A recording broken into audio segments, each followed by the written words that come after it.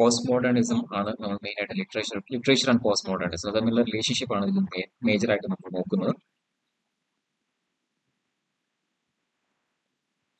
First question എന്ന് പറയുന്നത് where it happened എന്നുള്ളതാണ്. എപ്പോഴാണ് അല്ലെങ്കിൽ എപ്പോഴാണ് ഇത് സംഭവിച്ചത്, അല്ലെങ്കിൽ where and when it happened എന്നുള്ളതാണ് ആദ്യത്തെ നമ്മുടെ കൺസേൺ. ലിറ്റററി തിയറിയുടെ ഒരു അല്ലെങ്കിൽ ഫിലോസഫിയുടെ ഒരു ഒരു ടൈം ലൈൻ എടുത്തു കഴിഞ്ഞാൽ അതിൽ എവിടെയാണ് ശരിക്കും ഇത് സംഭവിച്ചത് എന്നുള്ളതാണ് നമ്മൾ ആദ്യം നോക്കുന്നത്. അത് കഴിഞ്ഞ് എങ്ങനെയാണ് സംഭവിച്ചത്, അതിന് കാരണം എന്തൊക്കെയാണ്. ഈ ഒരു ക്വസ്റ്റ്യൻ ആൻസർ പാറ്റേണിലൂടെയാണ് വീഡിയോ മൂവ് ചെയ്യുന്നത്.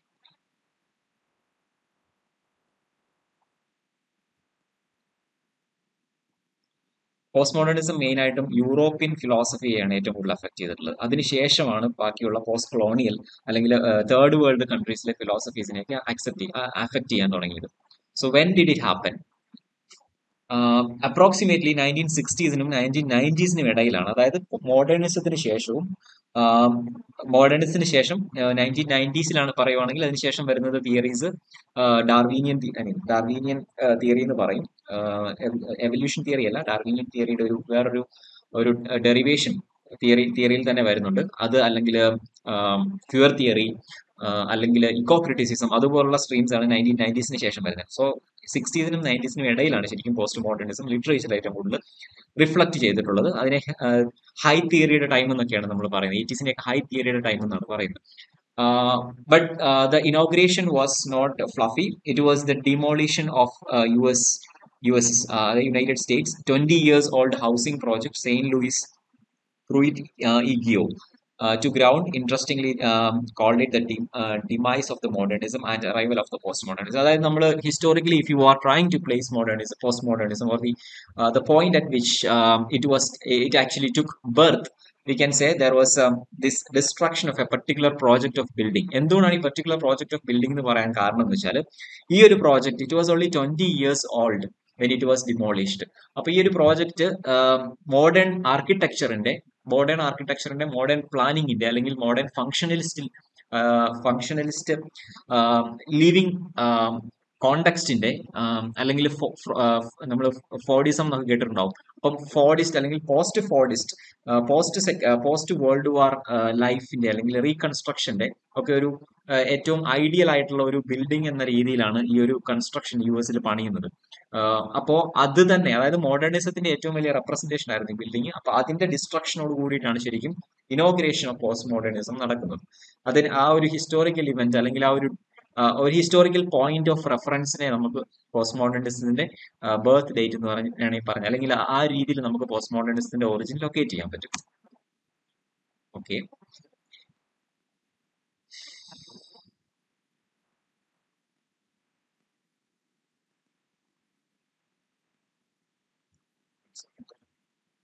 Moving forward. And there was this war. അതിന്റെ ഒരു ഹിസ്റ്റോറിക്കൽ കോണ്ടെക്സ്റ്റിലേക്ക് നമ്മൾ പോവുകയാണെങ്കിൽ it was a time of the cold war. Cold war യൂറോപ്പും റഷ്യയും തമ്മിൽ, അല്ലെങ്കിൽ അമേരിക്കയും റഷ്യയും തമ്മിൽ നടക്കുന്ന ഒരു സമയമാണ്. So it was also a context of cold war. So അതൊരു ഇമ്പോർട്ടന്റ് ആസ്പെക്ട് ആണ് പോസ്റ്റ് മോഡേൺ ലിറ്ററേച്ചറിന്റെ. പോസ്റ്റ് മോഡേൺ സിറ്റുവേഷൻ ക്രിയേറ്റ് ചെയ്തതിൽ ഈ കോൾഡ് വാറിലെ ടൈമിൽ ഉണ്ടായിട്ടുള്ള political and economic social exchanges between these two world powers, and how did it affected the day-to-day life of people in both Europe and Russia. Like KGB പോലുള്ള spy institutions എത്രത്തോളം social ലൈഫിലേക്ക് intervene ചെയ്തു എന്നുള്ളതും, അതുപോലെ തന്നെ എത്രത്തോളം monitoring spying ഒക്കെ ഈ ഒരു ടൈമിൽ നടന്നിട്ടുണ്ട്, അല്ലെങ്കിൽ സ്റ്റേറ്റിന്റെ പൊളിറ്റിക്കൽ ഇന്റർവെൻഷൻസ് സോഷ്യൽ ലൈഫിൽ എത്രത്തോളം നടന്നിട്ടുണ്ട് എന്നുള്ളതും ഇമ്പോർട്ടന്റ് ആയിട്ടുള്ള ഒരു ഫാക്ടറാണ് പോസ്റ്റ് മോഡേണിസം സംബന്ധിച്ചിടത്തോളം. Okay, and we are looking at the symptoms of postmodernism in literature, especially in literature. First, it bestowed wisdom of absurdity and desire, like the one with Godot. So if you are looking at major symptoms of postmodernism, I don't know whether we can call it as symptoms, but in order to make it more convenient to understand, I would call it symptoms. So, if you're looking at the literature produced during postmodernism, these two features are, unavoidable. They are very central to the idea or philosophy of postmodernism, absurdity and desire. So if you know, in order to understand it in a better ground, you can look at Godot, Waiting for Godot. It's a classical example of example which has made use of these two features, absurdity and desire, in its best form. കാഫ്കയിലൊക്കെ നമ്മളിത് കാണുന്നുണ്ടെങ്കിൽ post modern കോണ്ടെക്സ്റ്റിൽ both in form and content we can find it in almost all postmodern literature. Okay, nihilism ഒക്കെ അത് ആ ഒരു ടൈമിലെ പ്രത്യേകതയാണ്. അതായത് rejection of the religious rational philosophy justifications. Okay, ഈ സമയത്തുണ്ടായിരുന്ന മേജർ ആയിട്ടുള്ള കോളിങ്സ്, അല്ലെങ്കിൽ കോളിങ്സ് ഇൻ ദ സെൻസ് എന്താ കൊട്ടേഷൻസ്, ഔട്ട്ക്രൈസ്, ഇതൊക്കെ എന്താന്ന് വെച്ച് കഴിഞ്ഞാൽ ഒന്ന് നോവൽ ഈസ് നോ മോർ. അത് ലിറ്ററേച്ചറുമായിട്ട് ബന്ധപ്പെട്ടിട്ട് ഞാൻ പറയാണ്. പോസ്റ്റ് മോഡേണിസത്തിലെ മേജർ ആയിട്ടുള്ള ചില ഔട്ട് ബ്രേക്സ് എന്ന് പറയുന്നത്, ഒന്ന് literature novel is no more, novel is no more a novel, അതായത് നോവൽ ഈസ് നത്തിങ് ന്യൂ. നമ്മൾ ലിറ്ററേച്ചർ ഓഫ് എക്സോഷൻ കാണുന്നത് പോലെ, അല്ലെങ്കിൽ ജോൺ ബാത്തിന്റെ ഒരു ഫേമസ് ആയിട്ടുള്ള എസ്സേ ആണ് ദ ലിറ്ററേച്ചർ ഓഫ് എക്സോഷൻ എന്ന് പറയുന്നത്. അതിലാണ് പുള്ളി ആർഗ്യൂ ചെയ്യുന്നത് ലിറ്ററേച്ചർ എന്ന് പറയുന്നത് it is over, it is actually too familiar that it has lost its newness. So there is nothing new in literature, either in the form or in the content. So we have to recreate literature, redefine literature. So exhaustion, literature of exhaustion ഒരു major ആയിട്ടുള്ള theme ആയിരുന്നു post modern literature. അതായത് horribly everything is horribly familiar, there is nothing new to experience, outdated ആണ് എന്നുള്ളതൊക്കെ. Okay, so അതിനകത്ത് നിങ്ങൾ ഓർത്തിരിക്കേണ്ട ഒരു പേര് ജോൺ ബാത്ത് ആണ്, ലിറ്ററേച്ചർ ഓഫ് എക്സോഷൻ. അത് പുള്ളിയുടെ എസ്സേ ആണ്.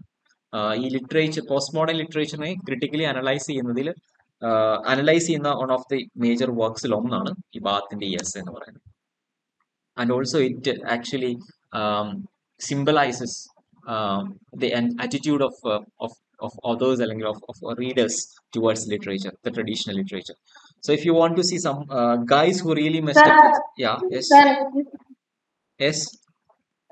നോവൽ ഈസ് മോർ നോവൽ എന്നുള്ളത് ജോൺ ബാത്തിന്റെ കൊട്ടേഷൻ ആണ്. അല്ലല്ല, കൊട്ടേഷൻ അല്ല, നോവൽ ഈസ് മോർ നോവൽ എന്നുള്ളത് അല്ലല്ല, കൊട്ടേഷൻ അല്ല. that is just to make you understand. I put it like this. Quotation അല്ല. ഞാനത് ആ നോവൽ എന്ന് പറയുന്ന വേർഡ് മാത്രമേ ഉള്ളൂ സിംഗിൾ ഇൻവേർട്ടൽ കോമയിൽ ഇട്ടേക്കുന്നത്. Novel means novel is no more new എന്നുള്ള അർത്ഥത്തിൽ ഇട്ടേക്കുന്നതാണ്. ഓക്കെ, അത് കൊട്ടേഷൻ അല്ല കേട്ടോ, that's not a quotation. Usedupness പോലുള്ള ടേമുകൾ പുള്ളി ഉപയോഗിച്ചിട്ടുണ്ട്, എക്സോഷൻ പോലുള്ള ടേമുകൾ പുള്ളി ഉപയോഗിച്ചിട്ടുണ്ട്. എക്സോഷൻ മേജർ ടേമാണ്, യൂസ്ഡ് അപ്നെസ് വേറൊരു ടേമാണ് പുള്ളി ഉപയോഗിച്ചിട്ടുള്ളത്. ഓക്കെ, ഇനി റൈറ്റേഴ്സിനെ പരിചയപ്പെടുവാണെങ്കിൽ the first writer here is a apostle of post modern, William Seward Burroughs. William Burroughs എന്ന് പറയും. The one who said language is a virus from outer space. അതായത് language is a virus from outer space എന്ന് പറയുന്നത് പുള്ളിയുടെ തന്നെ quotation ആണ് കേട്ടോ. It went on writing. He wrote 17 novels. Okay, he made famously the statement that language is a virus from outside space, outer space. William S Burroughs. പുള്ളിയുടെ ഏറ്റവും famous ആയിട്ടുള്ള work എന്ന് പറയുന്നത് നേക്കഡ് ലഞ്ച് എന്ന് പറയുന്ന വർക്കാണ്. That is called zenith of post modernism. Structural ആയിട്ടാണെങ്കിലും thematic ആയിട്ടാണെങ്കിലും വളരെ എക്സ്പെരിമെന്റൽ ആയിട്ടുള്ള ഒരു വർക്കായിരുന്നത്.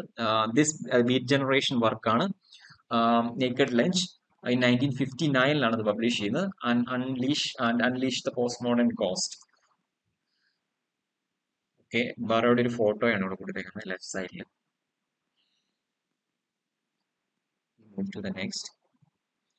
നെക്സ്റ്റ് വൺ, ഞാൻ മെയിനായിട്ടും ഇതിനകത്ത് എക്സ്പ്ലോർ ചെയ്യാൻ ശ്രമിക്കുന്നത് various dimensions of post modern writing ആണ്.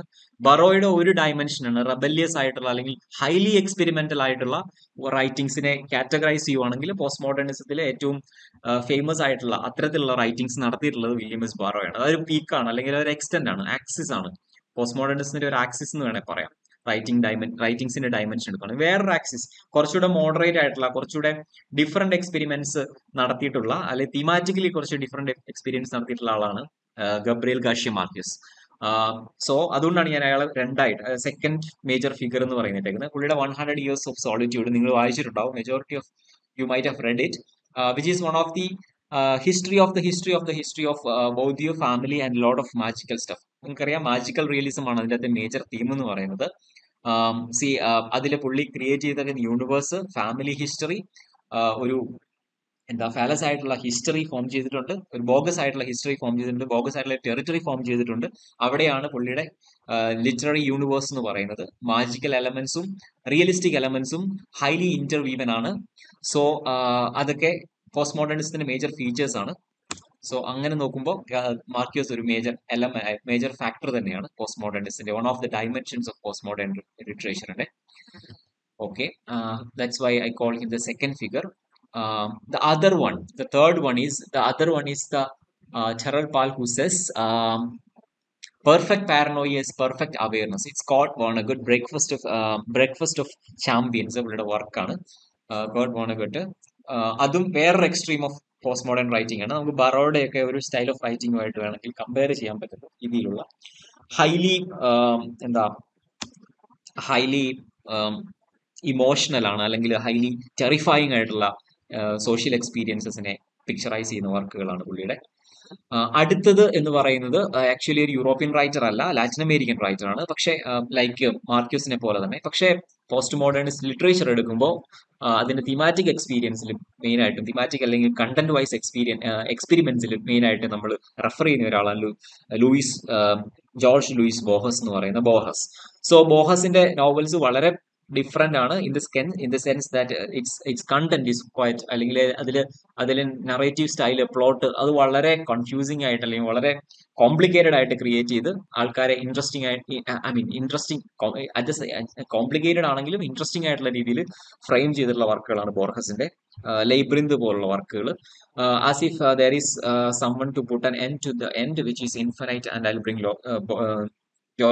George Louis Borges, who writes of punctuations and has labyrinth at his disposal. Labyrinth എന്ന് പറഞ്ഞാൽ നിങ്ങൾക്ക് അറിയാം, labyrinth എന്ന് പറഞ്ഞാൽ ലൈക്ക് ചക്രവ്യൂഹം പോലെയാണ് Arjunan. there is no end out, once you are inside there is no out from that. So ആ ഒരു മെയ്സിനെയാണ് labyrinth എന്ന് പറയുന്നത്, മെയ്സ് ആക്ച്വലി. സോ ആ രീതിയിൽ കഥകൾ എഴുതിയിട്ടുള്ള ആളാണ് ലോയിസ് ബോർഹസ്. സോ ബോർഹസ് ഒരു ഇമ്പോർട്ടന്റ് ഫിഗർ ആണ്. He's A Latin American writer. Okay, being a Borgesian is like being a Sartrean or a Kafkaesque. He brutally contaminated my real melodramatic life with his vicious circle of dream narratives and told me time is the substance I am made of. പുള്ളിയുടെ statement ആണ് ബോർഹസിന്റെ. ഇത് നിങ്ങൾ കാണാതെ ഒന്നും പഠിക്കണ്ട, ഇത് ചുമ്മാ ഇതിനെക്കുറിച്ച് ഒന്ന് മനസ്സിലാക്കാനായിട്ട് കുറച്ച് ഡീറ്റെയിൽസ് ഞാൻ കൊടുത്തേക്കുന്നുണ്ട്. Time is a river that carries me away but I am the river. It is a tiger that mangles me, but I am the tiger. It is a fire that consumes me, but I am the fire. The world, alas, is real. Alas, I am Borges. So ഒരു പുള്ളിയുടെ interesting ആയിട്ടുള്ള ഒരു statement ആണ്. കാഫ്കസ്ക്യും സാർത്രിയനും ഒക്കെ നിങ്ങൾക്ക് അറിയാലോ. കാഫ്കയുടെ style of റൈറ്റിംഗിനാണ് നമ്മൾ കാഫ്കസ്ക്യൂ എന്ന് പറയുന്നത്. സാർത്രിയൻ റൈറ്റിംഗിനെയാണ് സാർത്രിയൻ എന്ന് പറയുന്നത്. ഓക്കെ, ഇനി after all what does post modernism do to literature? നമ്മളിനി ലിറ്ററേച്ചറിൽ ഏത് രീതിയിലാണ് ഇത് ഈ എക്സ്പെരിമെന്റ്സിനെ കുറിച്ചൊക്കെ നമ്മൾ പറഞ്ഞു. ഏത് രീതിയിലുള്ള എക്സ്പെരിമെന്റ്സ് ആണ് ലിറ്ററേച്ചർ നടക്കുന്നതെന്നാണ് നമ്മൾ കാണാൻ പോകുന്നത്. മെയിൻ ആയിട്ടും എങ്ങനെയാണ് അക്കമഡേറ്റിംഗ് ആയിരുന്നോ പോസ്റ്റ് മോഡേണിസം, അതോ റെബലിംഗ് ആയിരുന്നോ, ഏത് രീതിയിലുള്ള ചേഞ്ചസ് ആണ് ലിറ്ററേച്ചറിൽ കൊണ്ടുവന്നത്? First of all it place with the sense of time and brings in the scary temporal disorder. So one of the major features, ഞാൻ ഇതിലത് കുറെ major features, literary features of post modernism ആണ് discuss ചെയ്യുന്നത്. അതിലെ one of the major feature ആണ് എന്താണ് temporal disorder എന്ന് പറയുന്നത്. അതായത് playing with time and time and bringing this temporal disorder, basically playing with the time sequence or chronology. The experts of history, Linda Hudson, അത് ഹിസ്റ്റീരിയോഗ്രാഫിക് metafiction എന്ന് പറയുന്ന ഒരു critical theoretical theory ഉണ്ട്. ആ തിയറിയുടെ പ്രൊപ്പോണന്റ് ആണ് ലിൻഡ ഹഡ്സൺ. ലിൻഡ ഹഡ്സന്റെ വർക്ക് അല്ലെങ്കിൽ Linda Hudson ഈ ഒരു ആസ്പെക്ടിനെ കുറിച്ച് മെയിൻ ആയിട്ടും പറഞ്ഞിട്ടുണ്ട്. Cess what you need to listen. Self-consciously distorts history through anachronism, blending and apocalyptic history. അതായത് എങ്ങനെയാണ് പോസ്റ്റ് മോഡേൺ ലിറ്ററേച്ചർ ഈ temporal disorder, temporal sequences, temporal linearity, ഒരു ടെക്സ്റ്റിലെ ടെമ്പറൽ ലീനിയാരിറ്റി എങ്ങനെ ഡിസ്റ്റോർട്ട് ചെയ്യുന്നു അല്ലെങ്കിൽ ഡിസോർട്ട് ചെയ്യുന്നു എന്ന് നമുക്ക് വളരെ വ്യക്തമായിട്ട് ഈ പുള്ളിക്കാരത്തിൽ പറഞ്ഞു തരുന്നുണ്ട്. ഒന്ന്, അവർ ഉപയോഗിക്കുന്ന ടെക്നിക്സ്, ഒന്ന് അനക്രോണിസം, രണ്ട് ബ്ലെൻഡിങ്, മൂന്ന് അപ്പോകാലിപ്റ്റിക് ഹിസ്റ്ററി. എന്താണ് ഇത് എന്ന് നമ്മൾ അടുത്ത സ്ലൈഡിൽ കാണുന്നുണ്ട്. അതായത് writer mainly self consciously distort ചെയ്യുവാണ് റൈറ്റിംഗ് സ്റ്റൈലിനെ. ഒന്ന് അപ്പോകാലിപ്റ്റിക്കൽ ഹിസ്റ്ററി എന്താണ്? അപ്പോകാലിപ്റ്റിക്കൽ ഹിസ്റ്ററി എന്ന് പറയുന്നത് bogus account of events, the one you see with Anthony Hopkins famous butler in the remains of the day or Tom Hanks Forrest Gump. അതായത് bogus history എന്ന് പറഞ്ഞാൽ നമ്മൾ ആ നോവലിലെ ഒരു ക്യാരക്ടർ അല്ല മേജർ ക്യാരക്ടർ വളരെ ഇൻസിഗ്നിഫിക്കന്റ് ആയിട്ടുള്ള ക്യാരക്ടർ ആയിരിക്കും. ഫോർ എക്സാമ്പിൾ ഫോറസ്റ്റ് ഗംപ് എന്ന് പറയുന്ന സിനിമ നിങ്ങൾ കണ്ടിട്ടുണ്ടെങ്കിൽ അതിൽ ടോം ഹാൻസ് ചെയ്തേക്കുന്ന ക്യാരക്ടർ എന്ന് പറയുന്നത് വളരെ ഓർഡിനറി ആയിട്ടുള്ള ക്യാരക്ടറാണ്, വളരെ സിമ്പിൾ ആയിട്ടുള്ള ക്യാരക്ടറാണ്. ഒരു നാഷണൽ ഇമ്പോർട്ടൻസ് ഉള്ള ഒരു കോണ്ടെക്സ്റ്റിലുമല്ല ഈ സ്റ്റോറി നടക്കുന്നത്. But at the same time he is a part of a number of major historical events that happen during the time of the film, അല്ലെങ്കിൽ during the time frame the film narrates. So അതായത് ഈ ഇത്തരത്തിലുള്ള insignificant ആയിട്ടുള്ള characters becomes a part of a larger historical events. അതിനെയാണ് bogus history അല്ലെങ്കിൽ apocalyptical history എന്ന് പറയുന്നത്. അതായത് ഹിസ്റ്ററി, അതായത് മേജർ ഇപ്പം വേൾഡ് വാർ അല്ലെങ്കിൽ വേൾഡ് വാർ തന്നെ എടുക്കുക. വേൾഡ് വാർ എന്ന് പറയുന്ന ഒരു ഇന്റർനാഷണൽ ഇവന്റിൽ നമ്മളൊരു ഇൻസിഗ്നിഫിക്കന്റ് ആയിട്ടുള്ള ക്യാരക്ടറിനെ കൊണ്ടുവന്ന് ആ ക്യാരക്ടറിലൂടെ വേൾഡ് വാറിനെ കുറിച്ച് പറയുന്നത്, അല്ലെങ്കിൽ അതിനെ മെൻഷൻ ചെയ്യുക, അല്ലെങ്കിൽ അതിനെ അഡ്രസ് ചെയ്യുക, നറേറ്റീവിൽ അഡ്രസ് ചെയ്യുകയും ചെയ്യുന്നതിനാണ് ബോഗസ് ഹിസ്റ്ററി അല്ലെങ്കിൽ അപ്പോകാലിപ്റ്റിക്കൽ ഹിസ്റ്ററി എന്ന് പറയുന്നത്. അത് ഒട്ടും റാഷണൽ അല്ല, വളരെ ട്രിവിയലൈസിങ് ആയിട്ടുള്ള ഒരു ആക്ട് ആണ്. അത് പോസ്റ്റ് മോഡേണിസത്തിന്റെ ഒരു പ്രത്യേകതയാണ്. അതായത് അത് ഉദ്ദേശിക്കുന്നത് എന്താണെന്ന് വെച്ച് കഴിഞ്ഞാൽ നമ്മൾ കൺസിഡർ ചെയ്യുന്ന, നമ്മൾ കരുതുന്ന രീതിയിലുള്ള വലിയ ഹിസ്റ്റോറിക്കൽ ഇവന്റ്സ്, അല്ലെങ്കിൽ നമ്മളെന്തോ നമ്മളിൽ നിന്നും വ്യത്യസ്തമാണെന്ന് കരുതുന്ന ഇവന്റ്സ് ലൈക്ക് വേൾഡ് വാർ അല്ലെങ്കിൽ അതുപോലുള്ള എന്തെങ്കിലുമൊക്കെ ഇവന്റ്സ് ശരിക്കും അങ്ങനെയല്ല. ഇതെല്ലാം നമ്മുടെ ലൈഫിന്റെ ഒരു പാർട്ടാണ്. അതായത് ഈ ഒരു നെക്സസിന്റെ, നമ്മുടെ ലൈഫ് നെക്സസിന്റെ ഭാഗമാണ്, ഈ ഒരു നെക്സസിന്റെ പാർട്ടാണ് എല്ലാ സംഭവങ്ങളും. ഒന്നും നമ്മുടെ അടുത്ത് നിന്ന് ഏലിയനേറ്റഡ് അല്ല, എല്ലാം നമ്മുടെയും കൂടെ ഒരു ഇന്റർവെൻഷൻ എല്ലാത്തിലും ഉണ്ട് എന്ന് കാണിക്കാനായിട്ട് ഇത്തരത്തിലുള്ള bogus historical events self consciously create ചെയ്യുന്നത് ടെക്സ്റ്റുകളിൽ.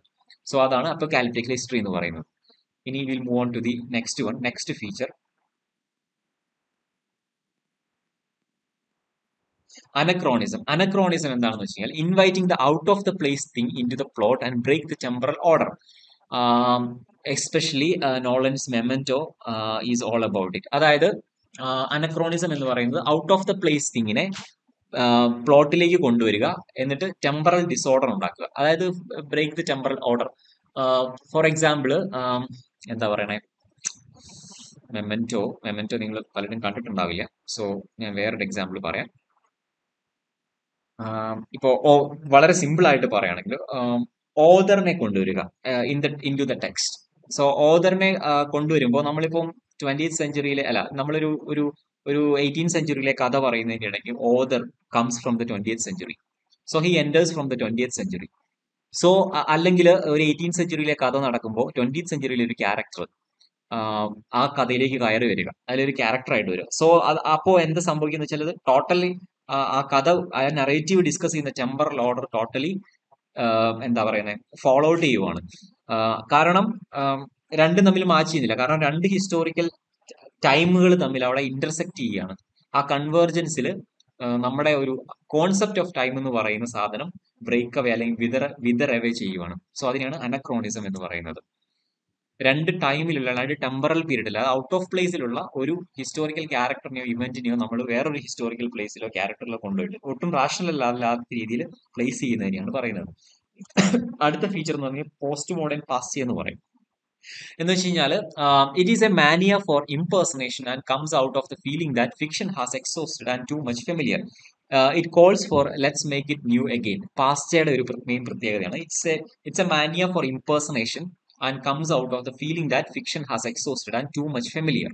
അതായത് ഇംപേഴ്സണേഷനിലൂടെ ഈ യൂസ്ഡപ്നെസ് ഓഫ് ഫിക്ഷൻ എന്ന് പറയുന്നത്, അതായത് ഫിക്ഷന്റെ റെഗുലാരിറ്റി, ഫിക്ഷന്റെ ഫെമിലിയാരിറ്റി, ഇതിനെയൊക്കെ ഡിസ്റ്റോർട്ട് ചെയ്യുന്നതിനെയാണ്, അതിനെയൊക്കെ ഡിസ്റ്റോർട്ട് ചെയ്ത് മേക്കിംഗ് ഇറ്റ് ന്യൂ ആണ് ശരിക്കും പോസ്റ്റ് മോഡേൺ പാസ്റ്റ് എന്ന് പറയുന്നത്. ഓക്കെ,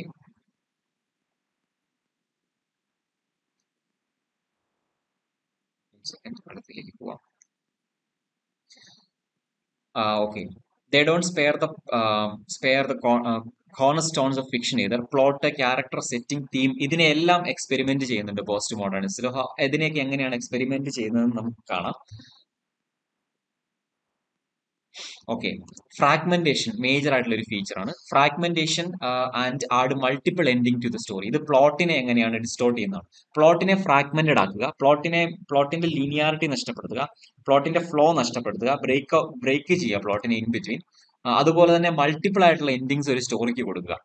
ഇത്തരത്തിലുള്ള രീതിയിലൂടെ പ്ലോട്ട് എന്ന് പറയുന്ന സംഭവം നമുക്ക് തരുന്ന ഒരു റാഷണൽ യൂണിറ്റി ഉണ്ട്. ആ യൂണിറ്റിയെ ബ്രേക്ക് ചെയ്യുക എന്ന് പറയുന്നതാണ് പോസ്റ്റ് മോഡേണിസത്തിൽ ലിറ്ററേച്ചറിൽ എക്സ്പെരിമെന്റ് ചെയ്യുന്ന ഒരു ഫീച്ചർ എന്ന് പറയുന്നത്. അതിന് നമ്മൾ മേജർ ആയിട്ടും ഫ്രാഗ്മെന്റേഷൻ അല്ലെങ്കിൽ മൾട്ടിപ്പിൾ എൻഡിങ് എന്നുള്ള ഫീച്ചറിലൂടെയാണ് എന്നുള്ള നെയിംസിലാണ് നമ്മൾ പോസ്റ്റ് മോഡേണിസത്തിൽ ക്രിറ്റിസിസത്തിൽ അഡ്രസ് ചെയ്യുന്നത്. ഫ്രഞ്ച് ലെഫ്റ്റനന്റ് വിമൻ ഒരു മേജർ എക്സാമ്പിൾ ആണ് for it's multiples of ending. നിങ്ങൾ വായിച്ചിട്ടുണ്ടെങ്കിൽ മനസ്സിലാവും, 2 എൻഡിങ് ഉണ്ട് അതിന്.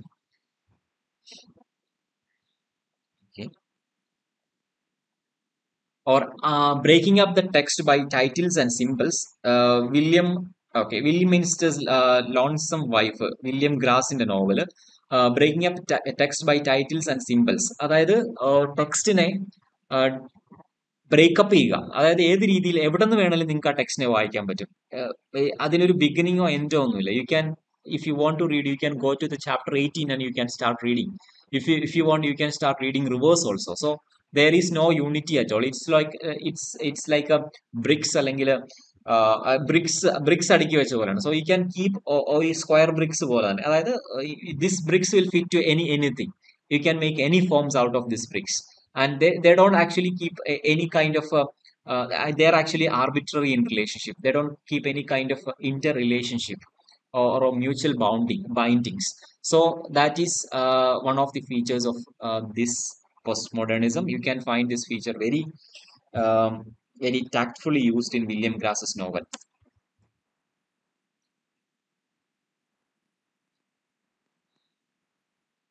Okay. Then next one is it creates a vicious circle where neither time nor space is separable. It is the author suddenly jumps into the plot like the place, the god. Okay, 1 second. Let's go back.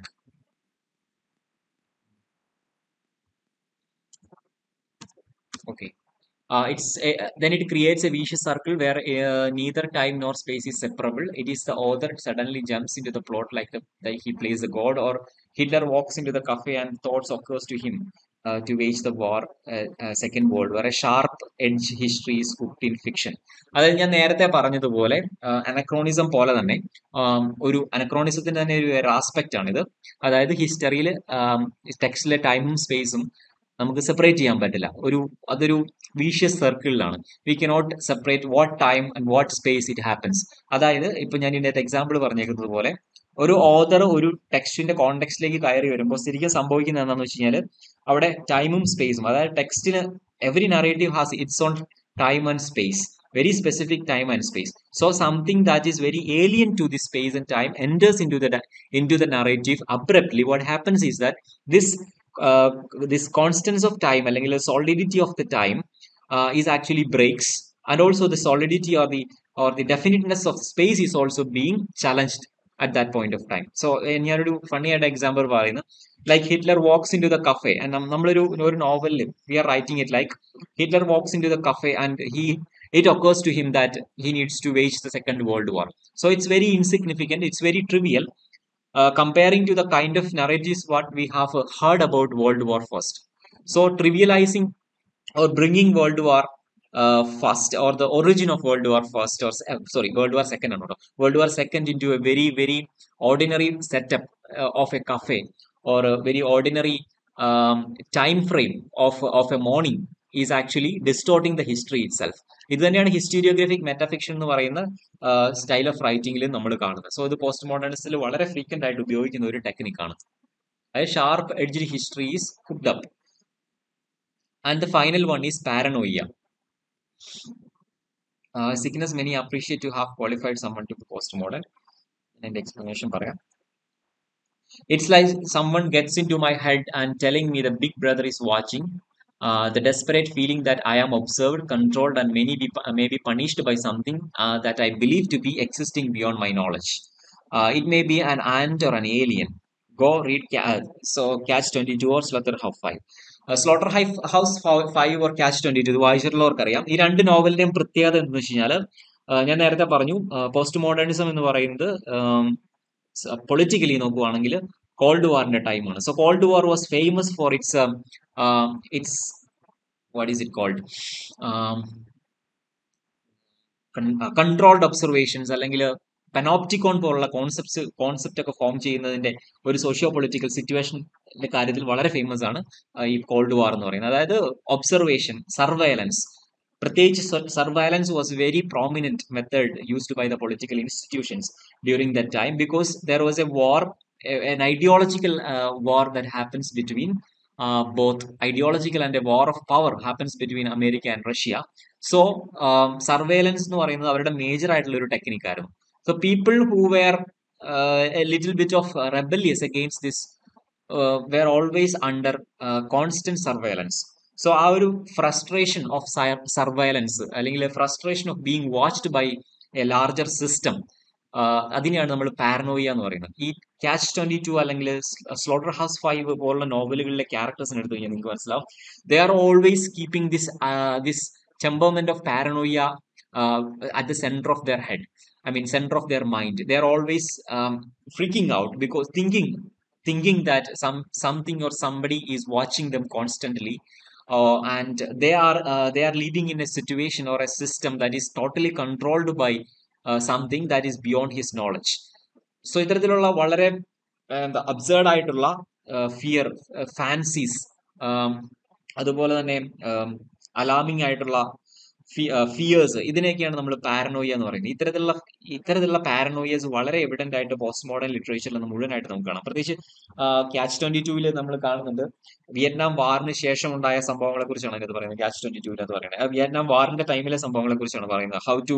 how these soldiers who know that they are waging a war which is not winning for any part, I mean for the opposition or for themselves. So it was a bloody war, Vietnam War.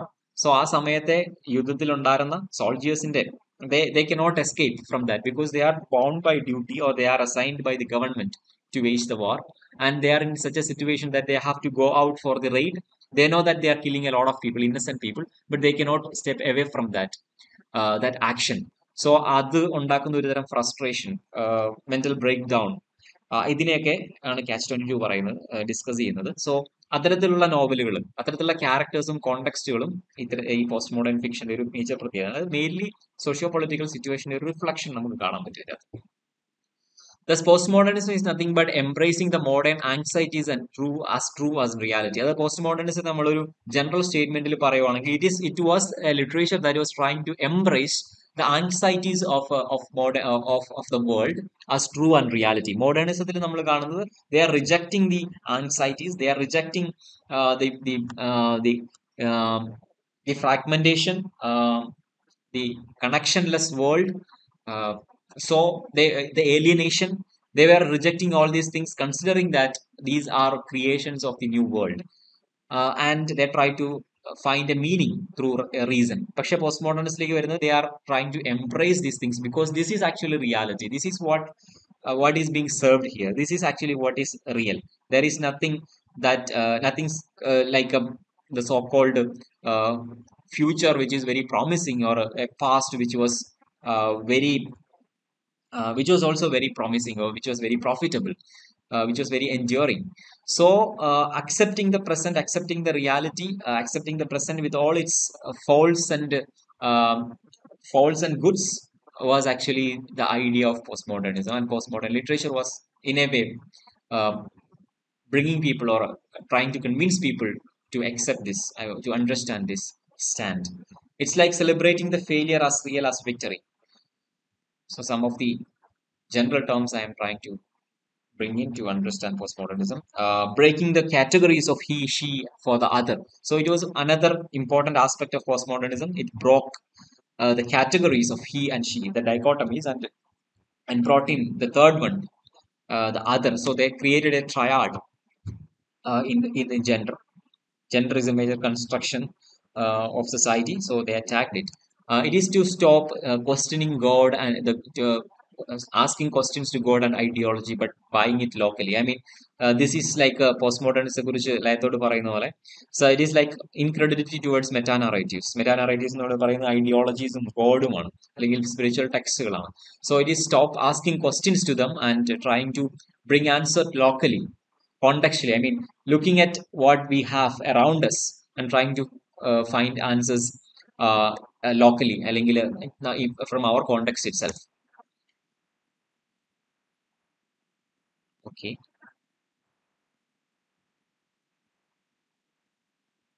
It is no longer putting the question locked up but cracking it as gloriously as a mind-blowing joke. Another, I mean, aspect, if you want to say, it's schizophrenia becoming the rule of the law. Schizo analysis ഒക്കെ post മോഡേണിസത്തിന്റെ ഭാഗമായിട്ട് വരുന്നതാണ്. Schizophrenia എന്ന് പറയുന്ന ഒരു ഫീച്ചറാണ്. അത് there is no connection, there is no order, logic, rational, ഇതെല്ലാം സ്കീസോഫ്രീനിയ റെപ്രസെന്റ് ചെയ്യുന്നതാണ്. It's never ending, even though there are beginnings of many end. A postmodernity is waiting. So postmodernism will ultimately move onwards, something that is more postmodern. That is what we have here as a post theory and all today. Okay, that's all. Thank you.